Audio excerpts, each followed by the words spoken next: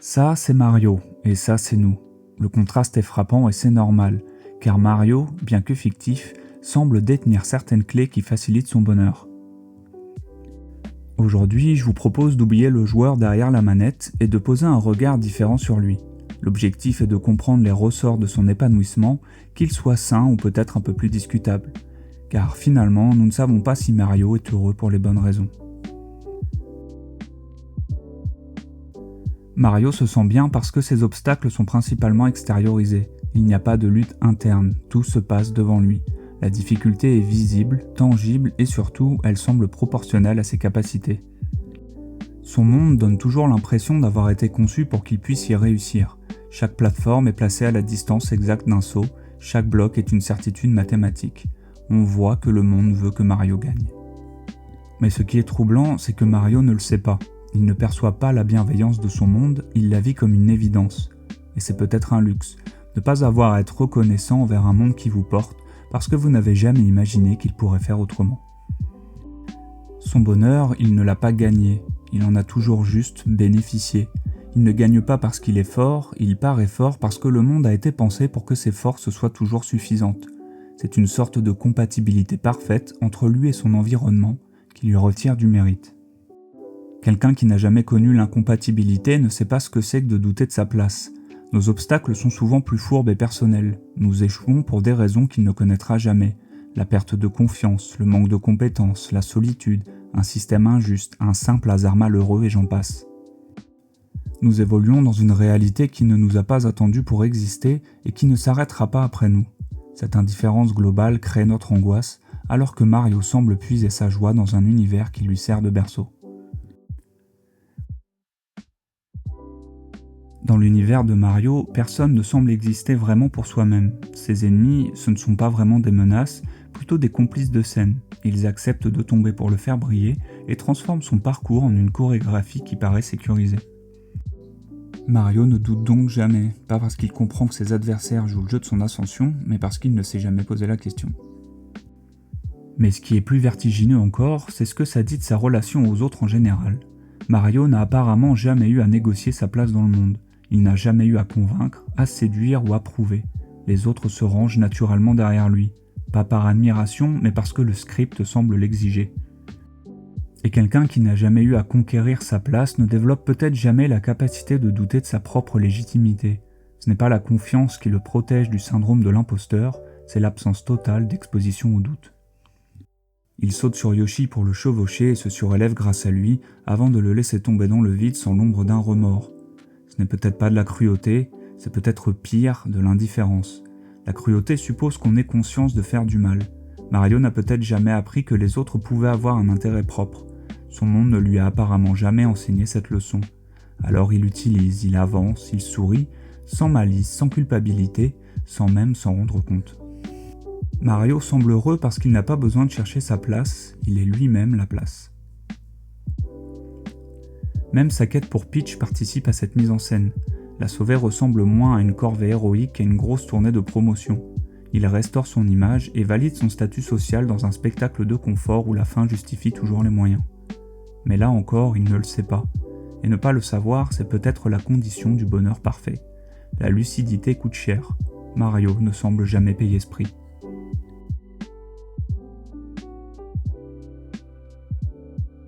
Déjà que le monde et les autres sont apparemment à son service, Mario jouit en plus d'un luxe qui nous est interdit.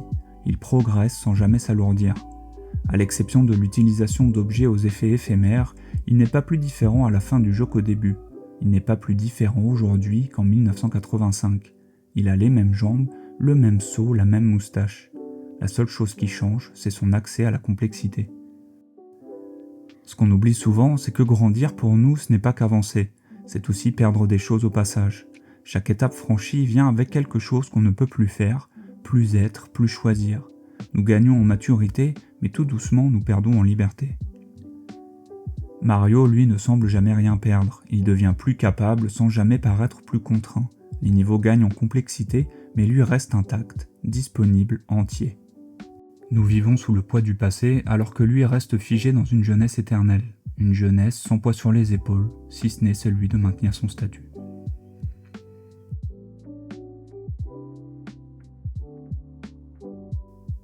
Cette absence de poids culmine dans ce qui ressemble au secret ultime de son sourire, l'absence totale de conséquences. Pour Mario, la mort ne semble pas être une fin mais une virgule.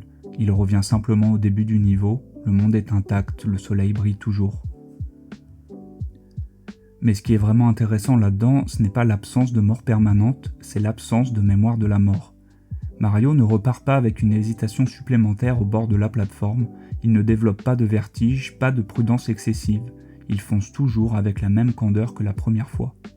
Or, c'est exactement ce qui nous alourdit. Chaque échec reconfigure légèrement notre rapport au risque. On n'ose plus tout à fait de la même façon, on calcule davantage, on hésite là où on aurait foncé. Ce n'est pas de la lâcheté, c'est de l'apprentissage, mais c'est aussi une forme de perte. Mario fonce toujours parce qu'il semble vierge de toute cicatrice, et un être sans cicatrice ne connaît peut-être pas vraiment le courage, il connaît juste l'élan. Notre progression est linéaire et destructive, celle de Mario semble cyclique et constructive. Cette différence nous rend plus humains car plus fragiles, mais elle nous condamne à porter nos erreurs comme des fardeaux, là où Mario les balaye d'un simple respawn. Tout ce que j'ai expliqué est globalement la même chose pour une grande majorité de héros de jeux vidéo, mais il y a ici une nuance. Mario n'est pas forcément plus heureux que les autres personnages, mais il incarne une forme de joie stable. Parce que d'autres héros traversent des choses, ils vieillissent, ils perdent des gens, leurs histoires s'assombrissent. Mario, lui, ne semble rien traverser, il revient toujours au même point avec le même sourire dans le même univers coloré. Ce qui est fascinant, c'est que cette répétition ne semble pas l'abîmer. On pourrait s'attendre à ce qu'à force de rejouer la même histoire, quelque chose se dégrade. Mais non, Mario se répète sans se dévaluer. Bowser kidnappe Peach, Mario la sauve, et tout le monde repart comme si de rien n'était. Même Bowser finit par faire du karting avec lui. Mario n'est peut-être pas un personnage qui vit une histoire, c'est peut-être un personnage qui rejoint indéfiniment un système qui fonctionne. Rien ne s'accumule, rien ne laisse de traces. Et c'est peut-être ça qui donne cette impression de joie permanente, parce que rien autour de lui ne vient jamais la contredire. En fin de compte, Mario semble heureux parce qu'il n'a pas eu à construire sa progression, il s'est contenté de la vivre. Mais ce bonheur est peut-être celui d'une créature prisonnière de sa propre perfection. Est-il égoïste ? Probablement, car le monde entier doit se plier pour qu'il puisse sauter. Est-il héroïque ? Seulement si l'on accepte que le courage ne nécessite aucun risque réel. Nous ne sommes pas heureux car nous n'avons pas de script. Mais là où Mario est condamné à réussir, nous avons le luxe d'échouer pour de vrai, de bifurquer et d'exister en dehors des rails. La progression de Mario est une ligne droite magnifique, mais c'est peut-être dans nos labyrinthes imparfaits que se cache la seule liberté qui vaille la peine d'être vécue. Mario est heureux d'avoir un chemin tracé, mais nous avons la chance d'avoir un chemin à inventer.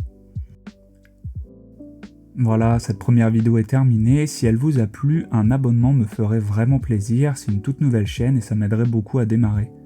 Et d'ailleurs, si vous avez un personnage encore plus heureux que Mario en tête, eh bien les commentaires sont là pour ça. Sur ce, à la prochaine.